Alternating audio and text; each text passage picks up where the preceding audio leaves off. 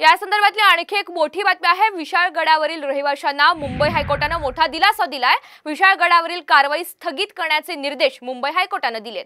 भर पावसामध्ये कारवाई कशाला असा सवाल करत हायकोर्टाने पावसाळ्यातल्या कारवाईला आता स्थगिती दिलेली आहे।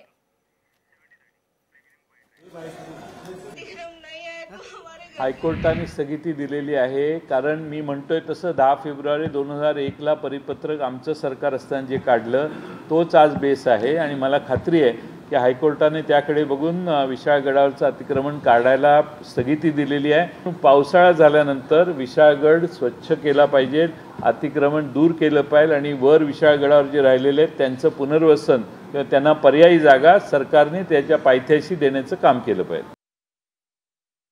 कोर्टाने नेमकं काय म्हटलंय पाहतोय। कायदा सुव्यवस्था राखण्याची जबाबदारी कुणाची आहे असा थेट सवाल कोर्टाने विचारला। पावसाळ्यामधील कारवाई तात्काळ थांबवा असे निर्देश सुद्धा कोर्टाने दिलेत। सप्टेंबर पर्यंत कुठलीही नवी कारवाई नको। शाहूवाडीच्या मुख्य पोलीस अधिकाऱ्यांना हजर राहण्याचे निर्देश मुंबई हायकोर्टाने दिलेत। ऐन पावसाळ्यामध्ये हातोडा का चालवला असा सवाल सुद्धा विचारण्यात आलाय। तोडफोड सुरू असताना सरकार काय करत होतं असा सवालही सरकारला विचारण्यात आलाय।